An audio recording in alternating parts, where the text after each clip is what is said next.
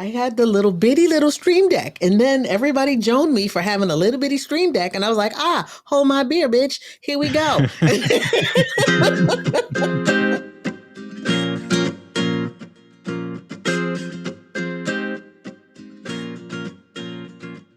Hey, y'all, let's talk about our studios today.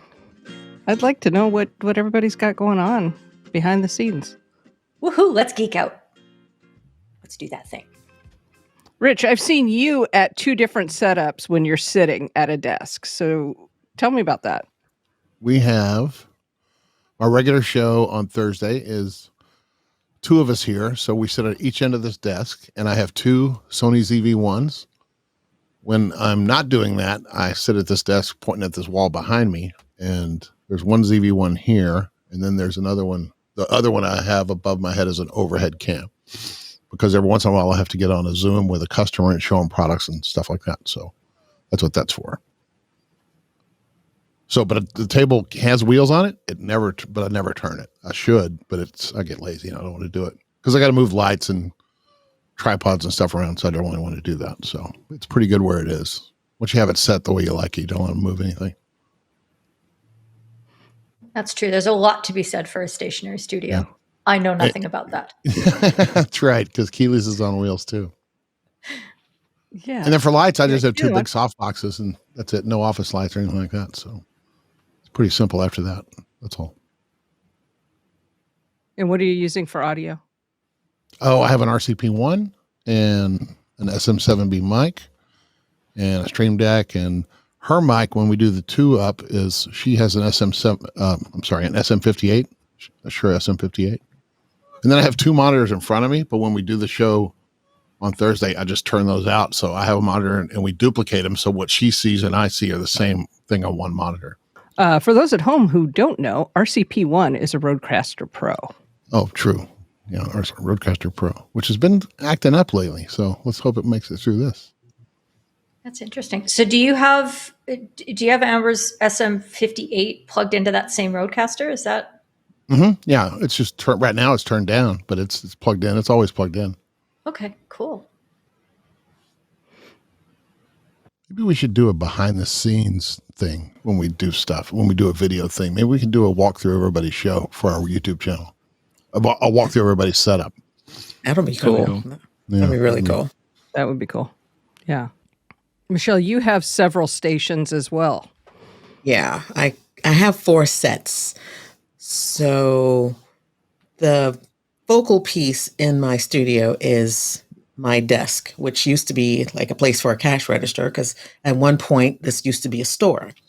And I've mounted with PVC pipe on either side of it.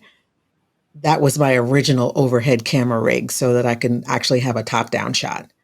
However, it morphed into a place for lights. So now I have light on one side and light on the other side, and I have a little ring light in the middle to give me some extra lights. I also have soft boxes mounted to the ceiling on the other side of this set. Those were my original lights. And when I turn those on, it's like a football stadium in here. But, I got a lot of lights. And then I have the practicals behind me, my green practicals behind me. Then as far as the computer setup, I have an M1 Mac Mini, along with 2 big screens and a Lilliput in front of me on a teleprompter. So that's scene 1, or not really scene, but set 1. Set 2 is behind this, right behind it. And there are 2 large monitors also with my, I call it Air Force One, which is my MacBook Pro, because the fans go nuts on that sucker. So I have a 2 monitor setup over there, along with, as far as like audio, for audio processing, I have a Rodecaster Pro, and MV7 mics. So I have 2 MV7 mics in this room, as well as I have a lav, and I have a portable mic that I can use around the studio. On the opposite side of of that. Let's see. So we talked about, think of a square, right? And so we talked about two sides of the square. Now we're going to go to the opposite two sides of the square. On those sides of the square, I have a 42-inch screen up on one wall and a lot of display space. So I used to sell jewelry at one point, and so I have like a lot of display space over there. And on the opposite side, same thing, only it's like cubbies, and it's really really interesting on the other side. So I've got a lot of stuff going on in here, and then I have 4 cameras. So I use, let's see, what do I use? I use Sony A6100 with a Sigma 16 on my main side. On the opposite side, I have a ZV-1. I also have an additional ZV-1F, which I'm going to use that as part of my mobile setup. And then there's a couple other cameras in here somewhere. It's all over the place, but I did it purposefully because I wanted to make sure that I could use every square inch of this studio. So I wanted to make sure that I had what I needed, that I don't have to move anything. Everything is completely set up. When I come in this room, I turn the lights on and I go. Very cool. Keely, you're kind of the opposite, where you're not set up entirely. No, I'm the crazy one who's decided that mobile's the way to go. It's very weird.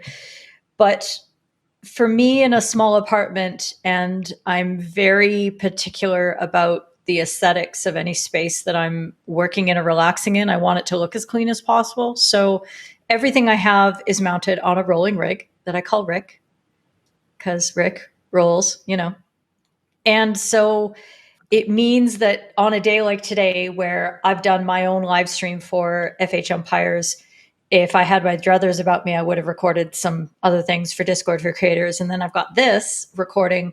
I roll the rig out from my office / second bedroom out to this main room and set up in front of the window. So during the day, I've got nature softbox hanging out here, and I live dangerously with sunlight and that sort of thing, but it's working out. The more I learn about my camera, it's working out fairly well. But then at night, I need to use alternative lights. So right now for lighting, I'm using 2 Nanlite Pavotube 6Cs, which are the little itty bitty ones.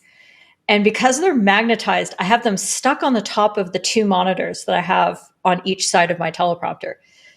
So that's kind of cool. It took me only about a year and a half of owning them to realize that would be a really good use for them. I'm like, oh my God, they're magnetized. I don't need any extra arms. Honestly, my stupidity just galls me sometimes. And then I've got an Elgato key light that's mounted to the top of the pole, the telescoping pole that is the substance of Rick. And I've actually got it pointed as a bookend to the big TV mounted on the wall. So it's really kind of, I think it kind of works as a diffusion aspect. So the TV is obviously off, and then the light is just sort of reflecting back off that, and it seems to kind of work. I don't know. My lighting is the one thing I think I need to fix the most out of that. And then it doesn't look bad though. It looks fine. Most of the time it looks fine. Thank you. Yeah, and it's really helped to understand the settings of my Sony ZV-E10, which was a gift from Doc many, many months ago.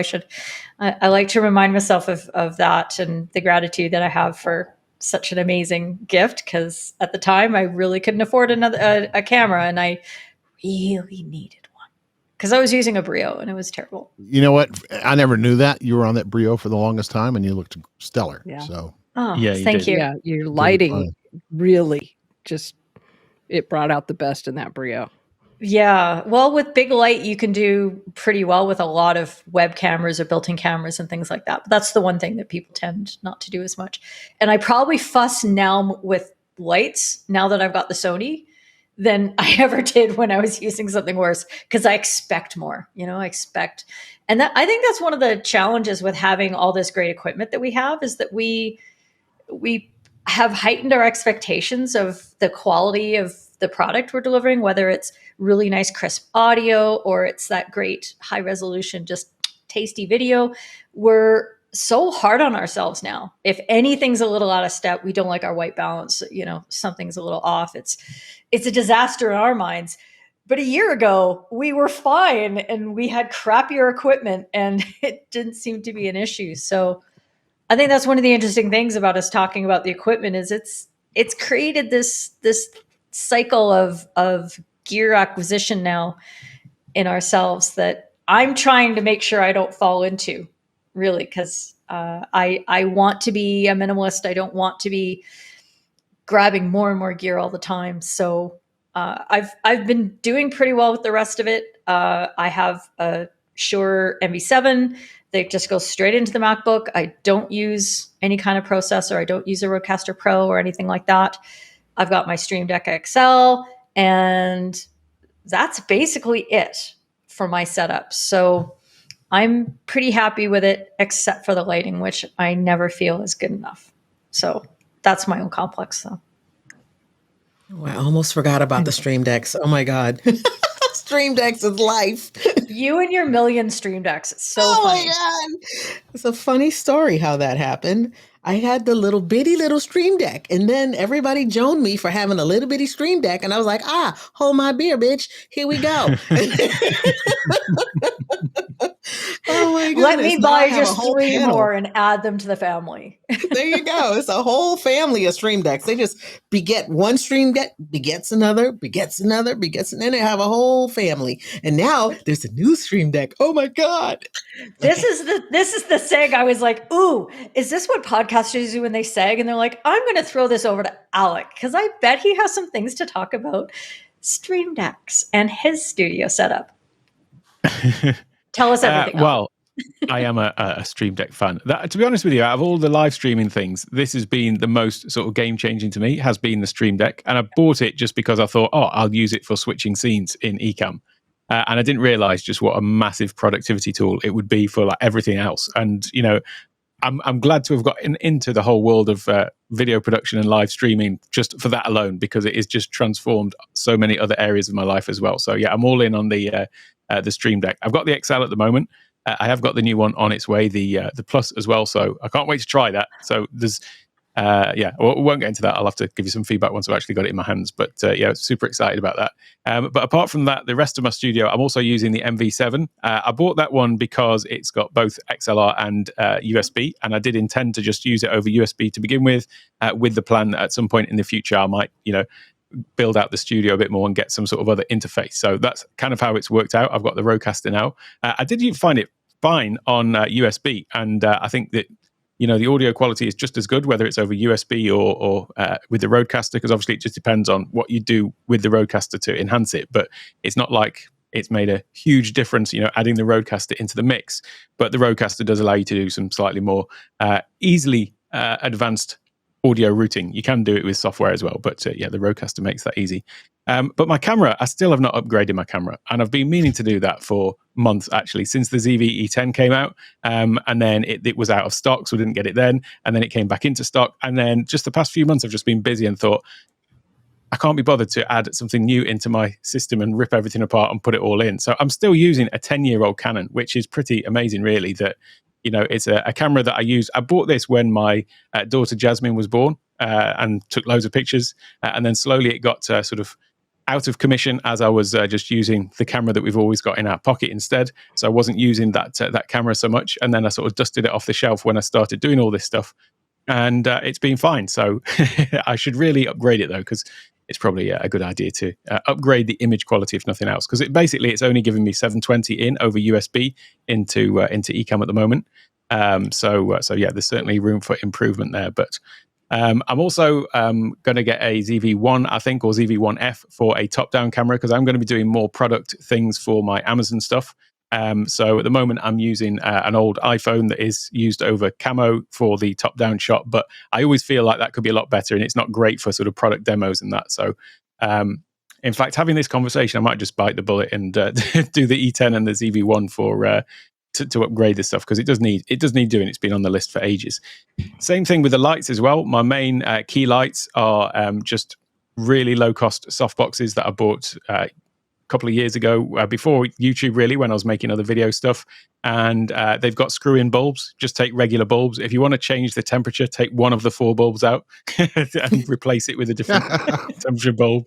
It's like, that's what they are. They're like the cheapest you can get, almost. And again, they're just, mounted to the wall. I keep meaning to upgrade these for Nunlight, not Pavo tubes, Nunlight Forza 60s or something like that.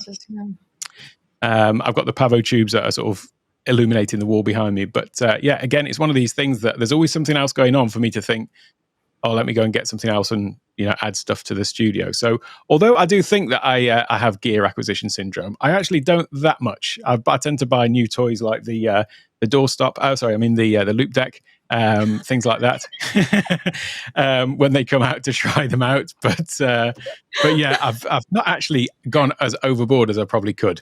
I've recently added so I've got a teleprompter as well, which is the DesView T3 with the Lilliput 7-inch monitor.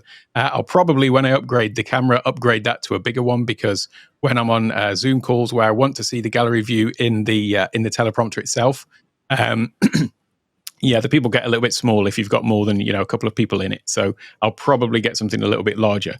But I did just add another monitor down below that, which is what they called UPerfect, one of those little lightweight portable monitors. So I've got one of those in portrait mode directly below the teleprompter, because the teleprompter and camera always used to be on top of my monitor, but my monitor's like 43 inches, so it was always kind of looking down at me, and it didn't really matter when I'd got the green screen. I was using that all the time before, so you didn't see the weird perspective. If anything, it just was a more flattering look, didn't show too many of my chins off.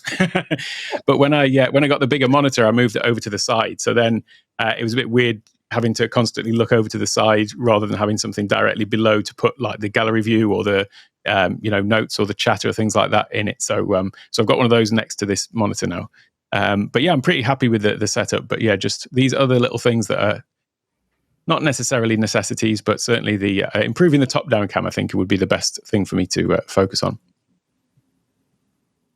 And you're in a separate building, correct, from the main house? It is now, yeah. So I was in the basement, which was directly underneath the living room. So yeah, there was constantly that sound as the kids were running around upstairs. So that was another reason for me to... never heard a thing. We honestly, that's because that was part of the reason for the whole sort of 4 a.m. till 6 for content creation. When I was actually working in the day, that's when the kids would be up and about and bouncing around. So yeah, whereas now I am in a separate little building, kind of at the bottom of the garden. So and a 50 meter Ethernet cable strung across bamboo poles coming all the way down here. Wow. Keely, is your room sound treated at all? Because I've never really noticed any audio weirdness. No, it's not. I don't even have a rug anywhere on the floor. It's hardwood everywhere. I'm sitting in front of a massive window. Like, everything's hard surfaces. I do everything wrong. I honestly, from everything that I've watched of the big guns out there, I'm doing it all wrong. And yet this microphone is everything. Everything. I mean, if there was one thing that I would say if I went out on the road and I needed to produce content, I'd be okay with my MacBook internal camera. It's actually pretty good. I'd miss the bokeh, but it would be fine. But if I didn't have this Shure MV7, it would just ruin everything. So this will definitely come, on the road with anything for me. And I look at things that way. What can I absolutely get away with? What pieces could I travel with? I actually swapped out my monitors. I had these 24-inch LGs that were just, not very good. Didn't matter. And I swapped them out for 17-inch portable monitors that are just, I can move them around and configure them and, take them into other rooms and plug one in. And it's just so quick and versatile. And I kind of can't wait to get on the road and just take one with me or take both with me, but it's not going to take up any space. And it's just going to be really fun and easy for me. So I definitely am the opposite to all you guys that have these beautiful, correct setups. I'm just like, I'll just get by on whatever I can. It'll be great.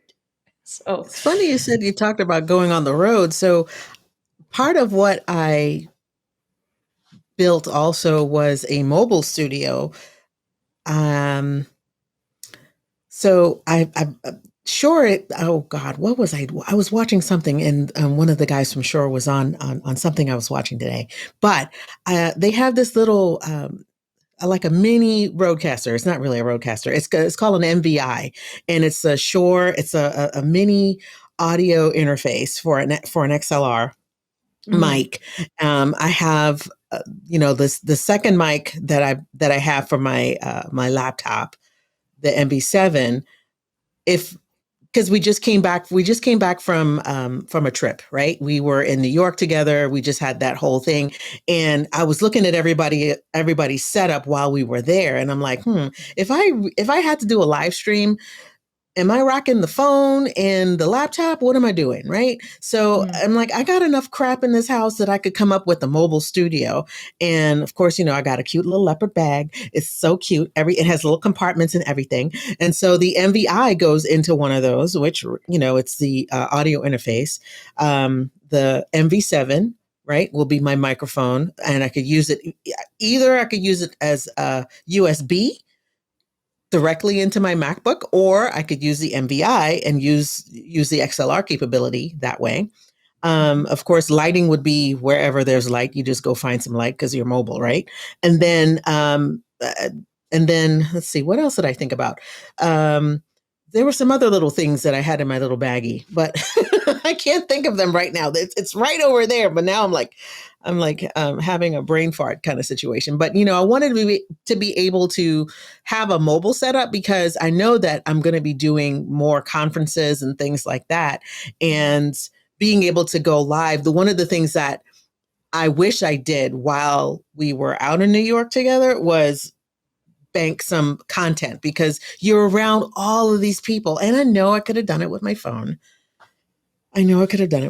But I wanted to make sure that I had a setup that was quick and easy, not too cumbersome, because everybody was like, they had a lot of stuff. And I kind of like the minimalist concept that you have, Keely, because ain't nobody got time for all of the other stuff. Not to mention, you don't want to get cracked on the head. Somebody steal your stuff.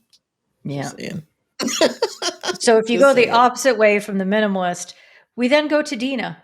Dina, where are you at these days with your studio? Because I mean, we've been hanging out for quite some time, and honestly, your setup is just, I think the word epic is an understatement in terms of how much planning and all the material that you put into it.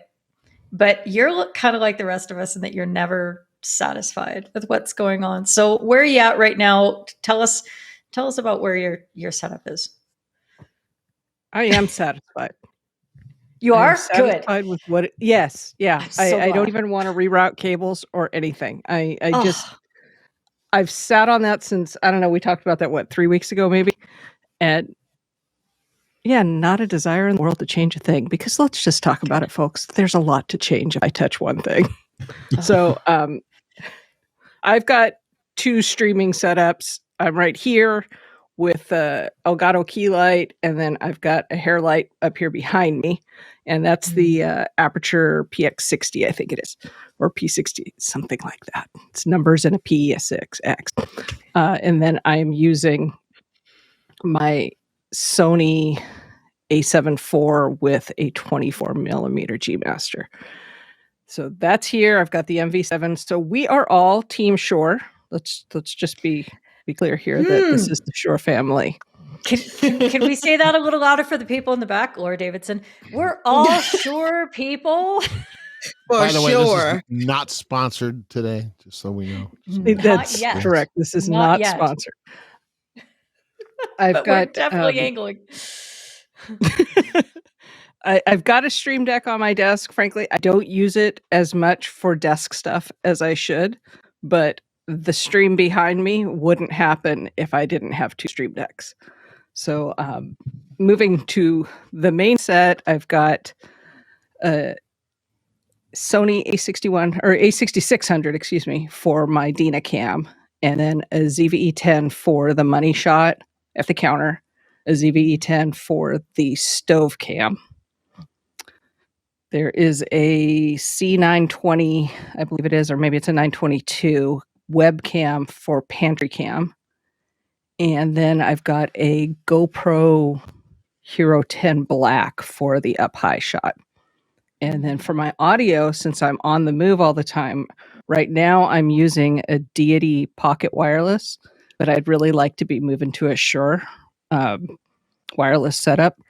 So it's just the way Shure makes my voice sound makes me so happy. Yeah. The Deity does the job though. I just that would be the one thing that if I could spend something frivolously, it would be to get a Shure wireless setup. I never realized your pantry cam was a C920. That's you don't notice the difference in quality. It's almost like you get so used to seeing the high quality camera stuff, and then when it just sort of flicks to that one, you don't notice any difference with it. That shot is. I think there's the psychology of that shot because you see me moving towards it, and you know what's going to happen, and there's something about that shot that we just all love. Perhaps we should say as well. We haven't frankly, actually said what it is. Maybe you could describe what the shot is as well. So I've got my pantry, and I strategically will place, an ingredient that I'm going to use from the pantry right in front of the camera. And I've got these half-gallon ball mason jars. Ball, if you're out there listening, I'm your girl. And I strategically place it so the ball logo is facing the camera, even though every other one faces the room, because everything has to align. My OCD would explode if, and actually I do during the week, I turn it around so the ball logo is facing me. And every Thursday before I stream, I turn the logo around so it's facing the camera. It's a thing. So that's amazing. Yeah. So I pull that jar down, and then you see either me waving at you or the room. And oftentimes I'll leave it so you can see me walking away, and then I'll hit the Stream Deck button as I'm walking up to Dina Cam. Lighting wise, I turn this hair light that I'm using here, the aperture, I just swivel it right around. And then I've got one light on the counter over there that's, I don't know, 4x9 maybe. Just a little LED panel just to give a little bit of light on the countertop. Let's see what else is there over there. So you're using two Stream Decks, one by the counter and one by the computer, is that right? Right. Because I've got that shot where I open the cabinet, and that's where I put the Post-it notes. So I say hi to people via Post-it note. That is the smartest, most fun thing I've ever seen. It's amazing. It changes every week, and it's always a secret message to whoever's watching. It's pretty cool. Thanks, Rich. That's I like hearing that it's working for people.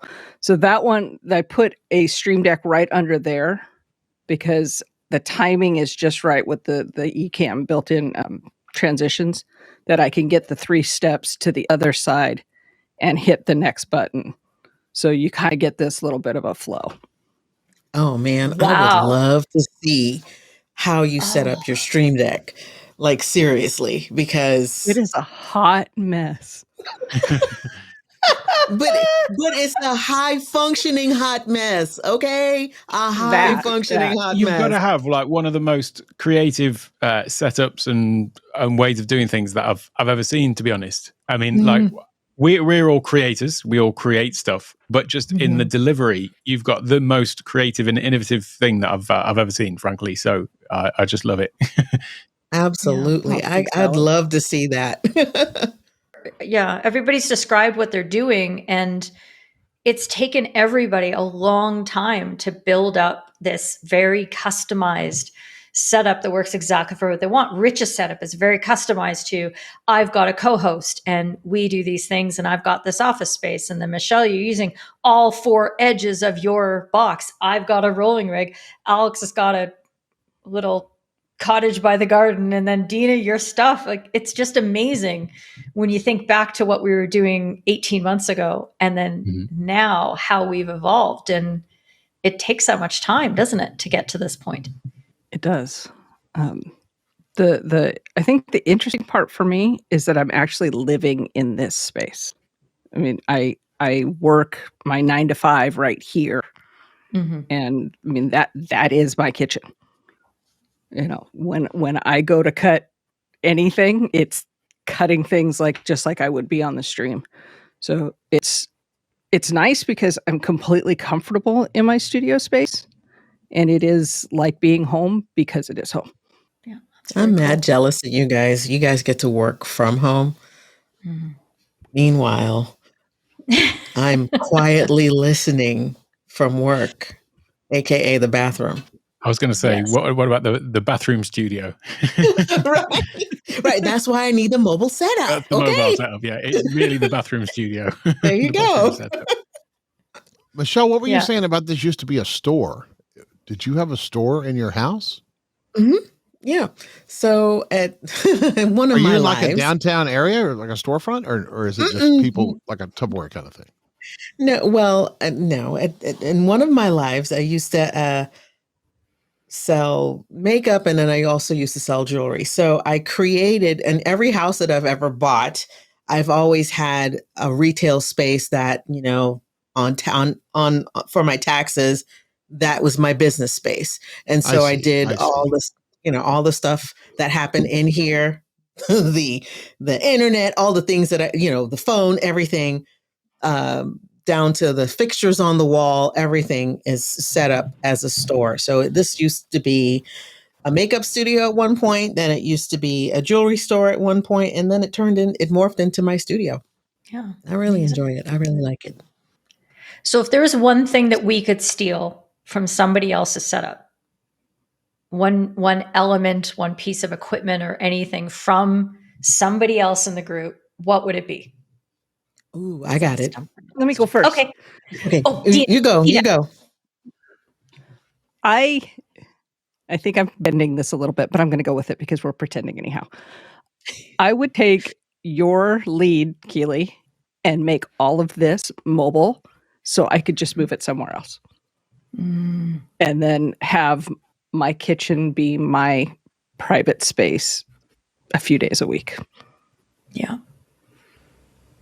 Yeah, that does sound good.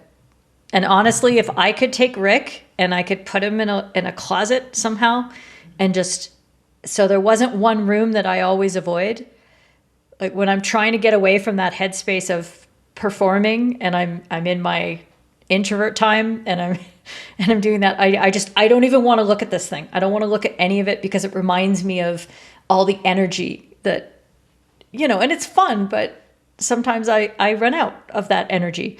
So if I could put Rick in a closet, no insult, Rick, it would be really great, and that would suit my aesthetics. But yeah, that's really cool, and I wish that for you too, Dina. But it's hard. You need a few closets to fit all of the Ricks that you would need. Michelle, what about you? Well, okay, so I'm pretty envious of that top shot that, you know, both you, Dina, and Alec have, that, you know, that overhead shot. I do have a C920 that's just sitting in the drawer over there. As a matter of fact, I got more camera stuff than I could shake a stick at. But I wanted to try to figure out how to put it up without having wires everywhere. So that's another conversation. But I'd love an overhead shot that, and I mean, I have the equipment to do it. I'd love an overhead shot that did not require another circuit because I got a lot of power coming out of this room. You mean And, overhead, or you mean an over the shoulder kind of behind the scenes like, shot? well, like an over the shoulder kind of thing, but Right. I already know exactly where I want to put it. Right. Yeah. I got a spot. I already know exactly where I want to put it. You don't have a drop But ceiling in there, do you? A 2x4 grid ceiling tiles thing? Or is it the regular ceiling? Oh, it's the regular ceiling. yeah. Because Yeah. I've got a GoPro over there, and it's attached to it's like a regular office, but it's got the slats, the rails. And I use that for a BTS, and it's a 25-foot USB cable running down the wall and wrapped up in the ceiling to get the wires out of the way. So they make those? Like 25-foot USB? Yeah, 25-foot USB. Okay. Yeah, My I'll get one of stream those. is powered by that. My stream would not happen without uber long cables. Oh my God. I probably have 300 to 400 feet of cable. I just bought 100-foot Ethernet cable. It's sitting in the bag that's hanging on the door right now because I have to. I just recently got a gig. What do you call it? A new router where I get a gig up and a gig down. I'm so excited. I'm so excited. So, I had to make sure that all this stuff works. And so now I have to connect my my Synology, which is in the other room, to this setup. So I needed a 100-foot cable to run it under the baseboard so that, nobody trips over the crap on Thanksgiving. And it's not that you care that they hurt themselves. It's that you don't want your stuff to be hurt. Let's just be honest. That part. Exactly. What about you, Rich? What would you steal from somebody else? That part. I would try to figure out a way to have another setup so I wouldn't, because Alec's big 43-inch monitor sounds fantastic to me, because I'm using two 20-inch 1920 by whatever monitors here on this desk, and I would love to have one big giant one, because I've seen him, the way he does, he'll section off pieces of it to screen share while he's doing his demos. And I don't know, I think a really, really big monitor would be cool. I think that's probably, and by the way, you only get 720 out of that Canon, Alec? On when it's plugged in over USB, which it is, yeah. So is that what you do all the time? Yeah. Like on your regular channels, 720? You never knew it. I never knew that either. That's Fascinating. fantastic. And everybody screams about, gotta have 4K, gotta have 4K. No, you don't. Yeah, and it's, as I said, it's 10 years old. I think it's like a 12-year-old model technically. I bought it just over 10 years ago, nearly 11 years ago now. Yeah. It's paid for itself 1,000 times. It's awesome. Yeah, it's really fun. Yeah. So it pushes out. Does Ecamm push out a 720p feed? No, Ecamm I can say. Ecamm does a good job of scaling. So part of the thing is Ecamm does a great job of scaling stuff up. But if you've got it plugged in over USB, Ecamm made it so that you don't even need to use like the Canon EOS webcam utility, which a lot of people would have to use if they wanted to use it as a webcam. But Ecamm just sort of built that sort of stuff into it. So literally just plug it in over USB and it's there. Okay. Into that makes Ecamm. A lot more sense. Mm-hmm. Yeah. Man, that's awesome. Alec, what would you steal? So one of the things about Michelle is having those multiple different studio sort of spaces. So I've been thinking for some of the things, like for maybe some of the Amazon stuff that I want to do, maybe have a slightly different setup so that it's more kind of, sort of stood back so that I've got a desk that I can sort of demonstrate products on a bit more like that. I also like the idea of using maybe another wall for like vertical videos, potentially setting up something like that. But I've also, to steal something from two people, told you, Keely, how much I like the idea of Rick, even though I totally do not need that at all, because, when I said that to you, you said, well, what do you want that for? You've got like a fully set up space where you don't need it. It's like, yeah, but it looks so cool. I love that. I do love the look of it. Oh my goodness. Yeah, it's my Frankenstein. I told you guys before we started recording that my teleprompter broke because there was a software update and it wrecked everything. I did that thing where I did an update. I didn't even think about it. I'm like, yeah, update, go ahead, Luna display. Let's see what happens. An hour before my stream today. And yeah, so now that's gone. But I spent that whole hour plugging this into here and so the cables are everywhere now and everything's just a mess. So like, Rick, we got some work to do, honey. We got to get you back in line and get you looking good because things are, sloppy. But I think that's hilarious how you're just like, it's cool. So I want one. I want one of those. There you go. My goodness. Did we miss anyone? What's that? Yeah, me. I didn't say what I want to steal. Yeah. What are you stealing? I want to steal from Rich the just all of his background when he's streaming for big promotions, that he's got all these cool things in the background that are completely tied to his business, and it's lit well, and it's interesting. And although I'm a minimalist, I I was also going to say really minimalist appreciate. Keely would go crazy with all that stuff. I know I couldn't do it, but somehow the idea of it, if I could green screen, I'm just kidding, I would never do green screen. She's like, I would never. But a green screen with a lot of stuff on it would be like the equivalent if it wouldn't look terrible.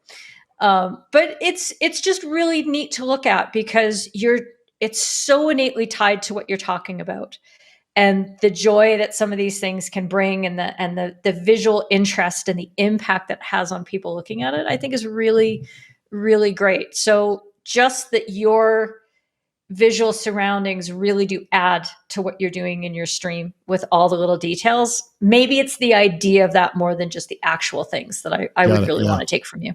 Personal things in your show. Yeah, that's a good idea. I mean, you have my personal things here because it's my apartment. So my actual art, my actual plants, this is me. It's all right here. There's a whole nother show in that. Oh, well, yes, absolutely. Absolutely. I mean about like stuff in the back, because I've got a real thing about, I don't like to put anything personal in the background of anything that I'm ever doing. And I think that I'm a bit weird and I've got a problem about that. But when you first built your space, you were going to put bookshelves behind you and you never have. Yeah, I was thinking of doing it. Again, it's just a time thing. But yeah, I was thinking of doing it. But but when it comes to like actual personal, meaningful things to put on it, I mean, I would just, if I had shelves there, I would put these like, Nanlite boxes and Rodecaster boxes and stuff like that on it, products.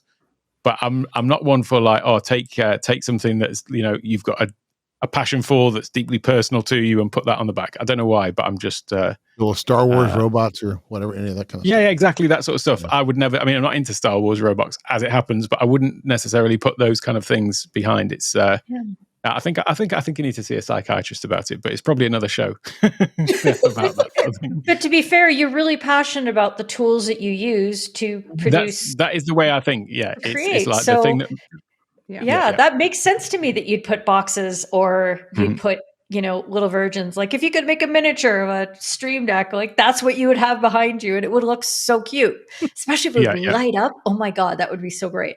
But that's the Michelle has a miniature stream deck.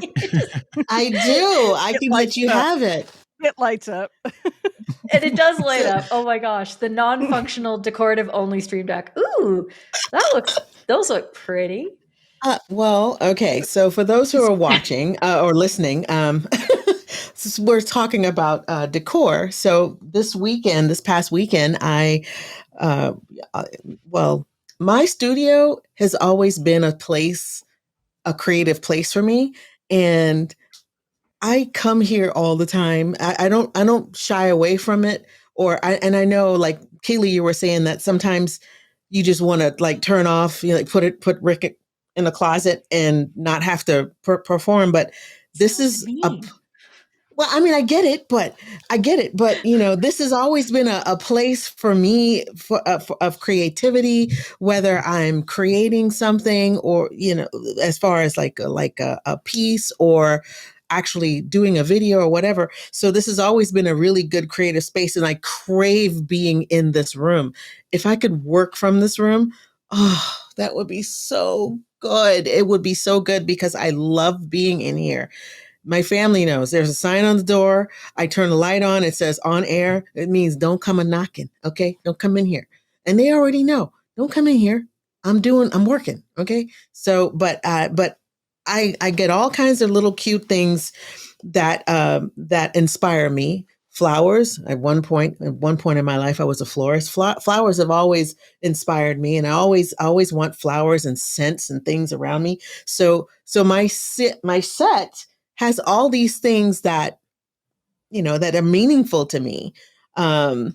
Whether it's a floral piece, whether it's a book, or whether it's, I don't know, some kind of knickknack or something or whatever that's behind me to create that part of the set. But it's just something else that when I look at it, I'm like, oh man, good things come to mind and I feel really good about it and I get in a really good headspace where I can really create. So I don't know. I love this room and it truly is my happy place. This is truly my happy place. And if I could work from this room all the time, I don't know if I'd get bored or not want to be in here. I just want to be in here all the time.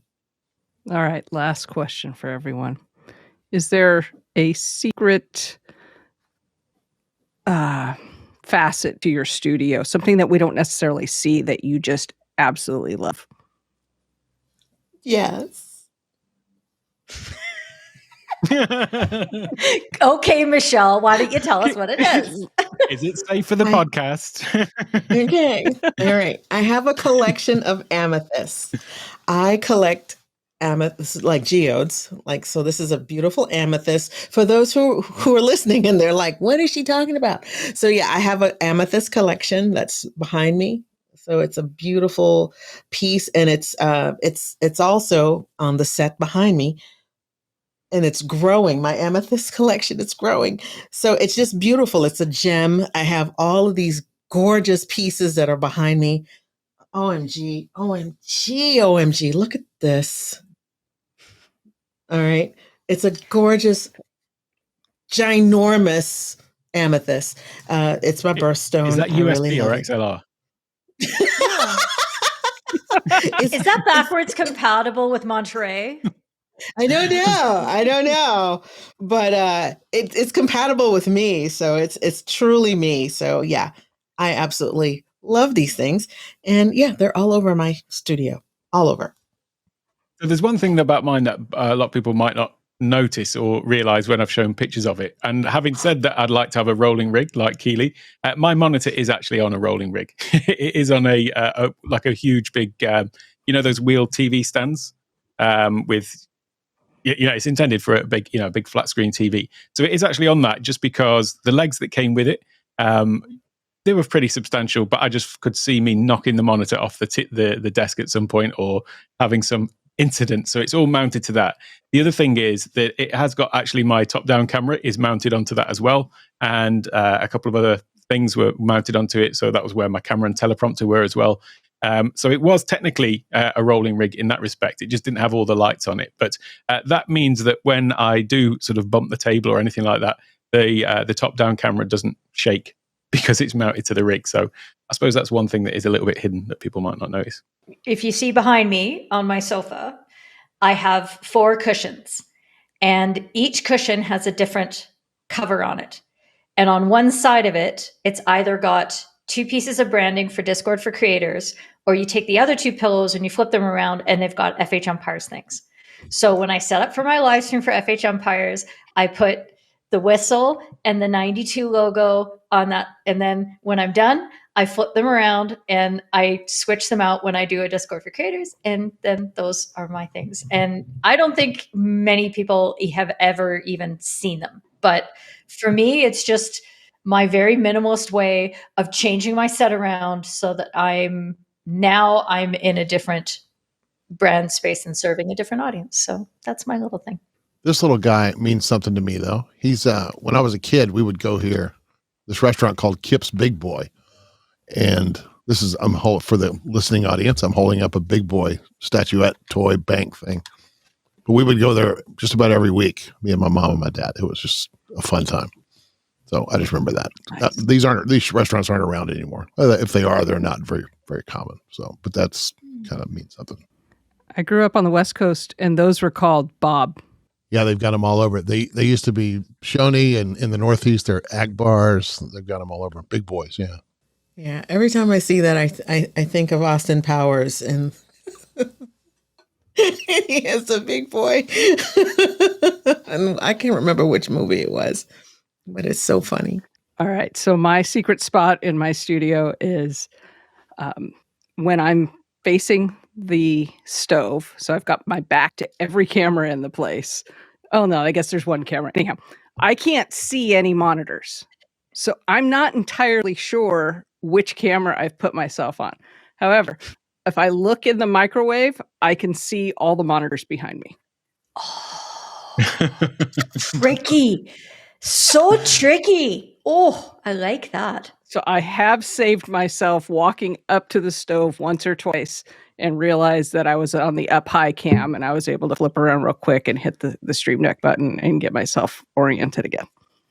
Pretty cool. Yeah, great tip. We've learned a lot about, it's actually really interesting to have that insight to each other's studios. I mean, we've spent a lot of time together. We've seen them just, by being in the same room with you virtually. But having heard it directly and hearing the passion that comes behind it, it makes me appreciate my space just a little bit more because I know how much work you guys have put in, and I recognize now how much work I put in to make it what it is. People always say don't compare yourself to your day one to somebody else's day 300 because it takes a lot of time to get to this point and a lot of trial and errors. I mean, I've got boxes of stuff over there that I've tried and not used and can't do anything with.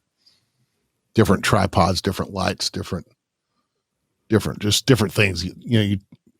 And Diana says if you buy it once, if you buy it cheap, you're going to buy it a lot. And so and that's really true. If you buy cheap lights, you're going to keep buying them over and over and over till you find the cheapest one that you can live with. So anyway, yeah, this is not for sure. The show is not meant to brag to everybody about what we've got, but no, it's about the process. I thought Amazon was going to cut me off when I was building Rick, and all the different pieces I'd buy, I'd try and send them back. Nope, that doesn't work.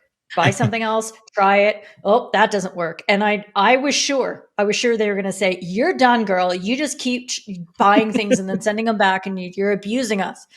But I eventually found the pieces, but I had to be very patient and very open to, trying a bunch of things and being creative with what worked for me. And I love seeing that in all of you as well. And it's been really inspiring. You're absolutely right. It's Dina that, we're taking this not as we're lusting after each other's gear, but we're enjoying each other's, process and getting something together that has worked for your specific needs. So, it's awesome. There's something to say about being creative because as far as like lighting goes, I don't have the most expensive stuff in the world. Guess what? I got these at the Home Depot for $10. Okay. These lights. Okay. And they work. All right. With like a regular bulb in there that I can control what color and the temperature is. Seriously. So just being a little creative, figuring out what your use case is, and then figuring out how you could make what you have work. So, you know what else? Your lights are perfect for the podcast. Huh. Well, there you go. Giving you a hard time. Sorry. Well, there you go. But I've been in the let's see, down the aisle at Home Depot where they sell all the pipes and stuff for like fittings and bathrooms and stuff. You can make a gang of stuff for your studio. Seriously, just go be creative. You never know. You don't have to have like all the latest gear and all the different stuff. I made my first camera rig watching YouTube videos of other people who were trying to figure some stuff out, trying to make a top-down shot, and they didn't have the money to go buy Elgato nothing. They went to Home Depot or Lowe's or whatever hardware store du jour, and they just got creative. And that's kind of how I built most of the studio until I started buying gear. And then you get gear acquisition syndrome, and then it's like, oh crap, I need this. No, you don't.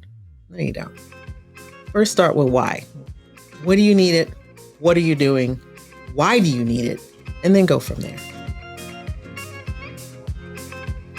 Thanks for joining us on the Creators Pod. If you enjoyed it, leave a review and subscribe wherever you get your podcasts. The Creators Pod is produced by C22 Media. Alec Johnson, Michelle Lawrence, Keely Dunn, Rich Graham, and me, Dina Taylor. Thanks for joining us, y'all. Take care.